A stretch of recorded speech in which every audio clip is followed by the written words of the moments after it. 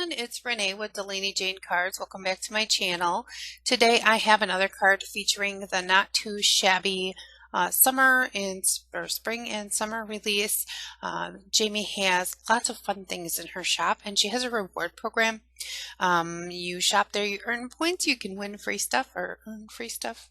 Yeah, anyway, here are the stamp sets that we'll be featuring this month, and it's at the end of the month, so I'm sure you've seen something of some of these. This is Picnic Fun. It has these cute little characters that are on a picnic.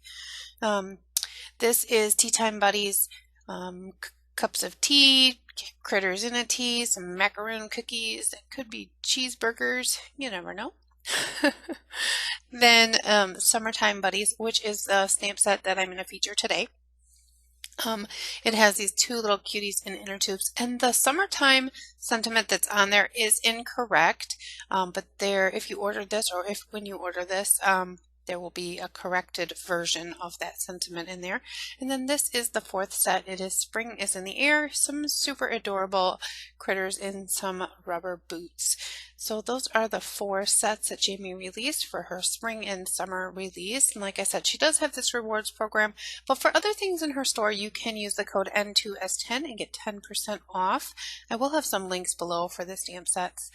I'm practicing my watercoloring for the month of March. So here I'm using my General's Kimberly watercolor pencils, and I only have a 12 count, and I colored this entire release with these 12 pencils.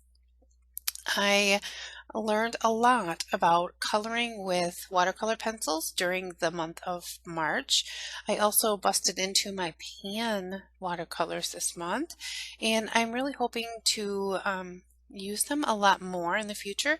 They were definitely a fun medium, and I think that it was kind of relaxing to use. So I did leave the majority, or I think all of the coloring in here. What I'm using is some Canson XL watercolor paper, and I stamped all of my images in Versamark Onyx Black ink and then heat embossed them with Ranger Clear embossing powder. Just so that I had the shiny black lines and I didn't have to wait for them to dry. It didn't really do much as far as holding the color in because I wasn't putting a lot of water on here. You'll see that I go in with a really light hand, add the color where I want it, spread it out with my paintbrush, and then I go back and layer up the color using basically a damp paintbrush. And this angle here, you're able to really see exactly what is going on with the paintbrush and the pencil. You can see exactly how light I am, using the pencil. In here, like the starfish, I put the orange down and then I blended it out, and then I cleaned off my brush and brought back some clean water to blend it a little bit more. For the flag, I used some red and some orange and then blended those two together. I didn't want a bright red, but I didn't want an orange because, well, I have orange hair. And then the shadow on the starfish where it would be shadowed, I did add a little bit of red to deepen that color, and then also some more orange so that I made it an orange. After I had the first layer on the castle, I did fill in these little, they look like bricks, I guess, but I don't think they're really bricks. It'd be kind of like texture. And then, because the paper is damp, when I brought my pencil to it, it really laid down quite a bit of color. It's a really cool way to add a lot more here. And I was trying to do it on this upper part, and there wasn't enough water on the paper, so I just wet the paper, and then I was able to draw in where I wanted some more deep dark color. Definitely made a difference, and it's just like having really concentrated pan watercolor when you do that. So that is how I added my deeper, darker tones, and I made sure that I went around the starfish. There would be shadows there. All in all, when I color, I just color for fun. I color because I like to color. I don't always follow the rules. I just make it look like I would think it should look, I guess, or how I want it to look, because, well, you know what? It's my project. So if you're coloring and you're worried that it doesn't look right, if you're proud of your coloring, if you learned something from yesterday, if you made some progress, if you think it looks good, it's great. It's perfect. You don't have to compete with anybody. You don't. And this sampling or practicing of watercoloring for the month of March I was only competing with myself. I really wasn't competing with anybody else. I just wanted to make sure that every time I picked up my watercolors that I really had learned something and I carried it over to the next project. And I really do believe that this was a really good learning experience for me. So this cat, I wanted him to be like an orange tabby, maybe her an orange tabby. I have a friend that has an orange girl cat, and the love of my life was an orange boy cat. He is no longer with us, and I miss him very much. But so orange cats have a very special place in my heart. So I did color this one up to be orange, and I used orange and brown and tan to kind of get a not orange orange, not fruit orange orange, to get that more, I don't know, toned down look. And it was really kind of neat to stretch myself with the 12 pencils too. I didn't have a ton of colors to choose from. I only had 12, and that included black, brown, and tan. So I had to really work with what I had, layer things together, mix colors, and with pencils like this, you mix them right on the paper. You color with one and then bring in the other and then blend it out with a water brush or a paintbrush. And I did learn super light hand with the pencil, definitely light with the water, and you want to use a textured card or textured watercolor paper because it really grabs that paint right out of the pencil super nicely. Now here you'll see I brought in the red because the ears weren't red enough, and because it was already wet, it left a lot of red, which was really nice. So I was able to get that deeper, darker tone. And you'll see with my coloring here, like the inner tube, I'm not going to color that. I'm not going to watercolor that because I will paper piece that, and you'll see that here in a little bit. But I wanted a little more orange in the kitty, and I just thought that building it up like this definitely it worked for me. I added a little bit of this pinky purple color to his nose and cheeks, and again to the ears.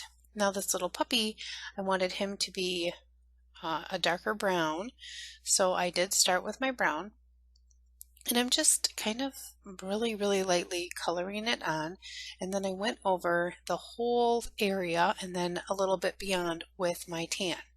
And then I thought, well, I probably want more brown, so I brought the brown back in and then added another layer of brown where I wanted it to be darker. And I didn't just push harder, not at all. I just went over it again. And then I brought my black in and added some black in the areas that were going to be the darkest. That black is going to mix with the brown and make a really nice dark brown. And then the tan is going to mix with the brown and make a really nice light brown. And you'll see here that I left his face for this highlight, and I just pulled this tan color, as not all the way, but pretty close to all the way across his whole face.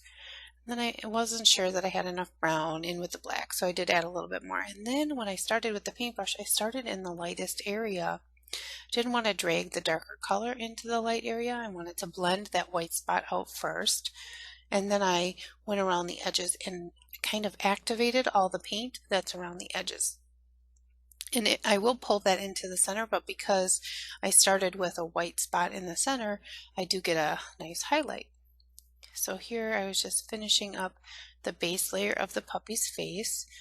These images are really cute. They're so cartoon-like and very easy to color.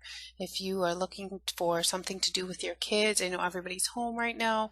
If you're looking for something to color up with your kids, these might be really nice projects. You can stamp them on anything, color with anything. They're big enough for little kids to color, and they're fun enough for moms and dads too.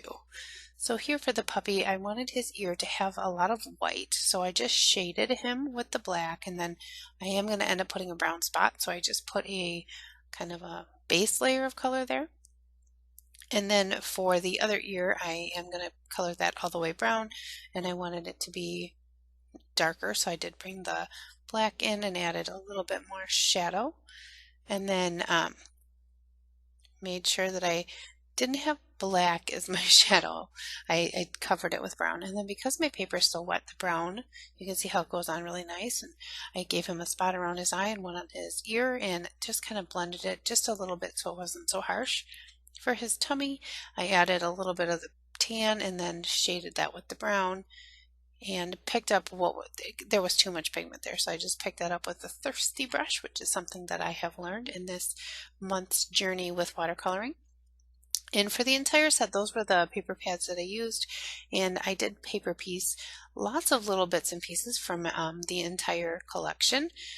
This piece here is going to be the inner tube for the puppy, and I just thought that it was so bright and fun and very gender neutral, I guess. Could have been a boy puppy or a girl puppy.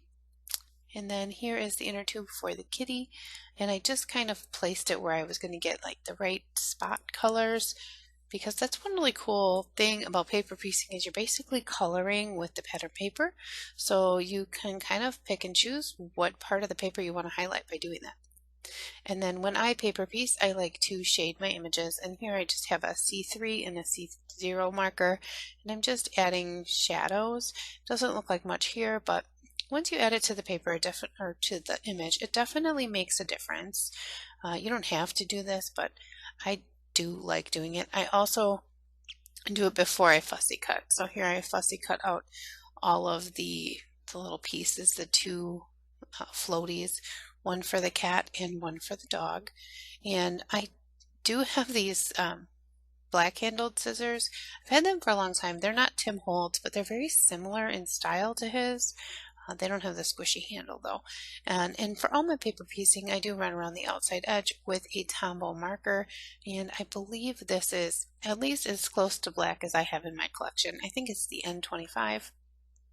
And then here is the little inner tube for the puppy, and I did just trim that out, and it was really easy to trim these pieces out. They're just a C shape the way that the artist drew them. The pieces are really easy to cut apart. So here I'm just showing how I placed the little piece of pattern paper onto the puppy. I made sure I had glue in all of the spaces, and then just place the piece of pattern paper down, and you can really see that come to life when you add that piece of pattern paper. It just changes everything. So here is the entire collection, and then I fussy cut out the three pieces that I'm going to be using for the card today: the castle, the puppy, and the cat. And then I pulled out those pattern papers again, and I had pulled out a selection of pattern papers from each of the paper pads, or not from all of them, but from a couple of them. I wanted to mix and match paper pads, and I have these rounded rectangles, and those are by MFT. I have this is from a tag die set from Amuse, and this is from a Simon Says stamp. And I just die cut everything that I wanted to adhere together. Glued down the plaid pattern and the little banner onto my background piece, and then here I added what is going to be the pool. I thought, well, we don't have to ink blend anything or paint anything. We can just use a piece of pattern paper. And then I added the sandcastle because I need to add a sentiment, and I wanted to make sure that I had everything where I wanted it to be. So once I had the sandcastle in, I could easily center or position the sentiment where it would fit and look good. So then I was just making sure that everything would line up properly. And I stamped this using my VersaFine Onyx Black ink, and it says floating by to say hi. I thought it was super cute for this, especially right now with everything going on. A floating by to say hi card might just be the perfect thing to send in the mail. I added some white gel pen details before I got too far in putting my card together, some lines and some dots, especially on the sandcastle, to add a little bit of texture. And then I added some shine rings on the floaties that the cat and the dog are both using, and some little white character marks to both of the critters. I just thought, since they look so cartoony, that the little white character marks would look fine on there. And I'm using my number 10 white gel pen. It is my absolute favorite gel pen. I just like the thickness and how it works. And I know a lot of people like other brands, and that one is fairly cheap, and I like cheap. So here I had put some foam tape on the back of my cat and dog, and I'm just going to place them down in the swimming pool so that they can go about their day and enjoy the summer. So I adhered this panel to a black card panel that is the size of a card base, so 4¼ by 5½. And then I used these sequins by Brutus Monroe. I pulled out a few colors and I just placed them kind of scattered around the card just to add a little bit more color. They're very true color, primary color, not primary though, because there's green and orange. They're very plain colors. They go really well with these pattern papers. So I just scattered them around and adhered those down. Added some Spectrum Noir glitter overlay pen to the critters, the inner tubes, and parts of the sandcastle, and that finished up the card front. And to finish the inside of the card, I pulled out this is some Michaels cardstock that is cut and folded 4¼ and 5 by 5½. So it's 11 by 4¼ and folded top folding card. And then I just decided to stamp the little kitty on the inside. I wasn't really sure what to put on the inside of this one, but I thought the little kitty would be great, and I used my Ranger Letter It Shadow Gray ink to do that. And then I adhered this card panel to the card base, and I thought that sequin had fallen off, but really these are so flat that it was like stuck to one of the other ones. So I just decided instead of putting it away, I would just add it to the card, because you can never have too many sequins, right? So there is my card. I would love to know what you think. Are you enjoying the Not Too Shabby release? Have you picked any of the stamp sets up? And did you have any I guess tips or tricks for me for my watercoloring? I'm sure if you've watched my channel this month, you've seen a couple of videos, and I would appreciate any tips or tricks that you might know. And as always, give cards generously. Bye!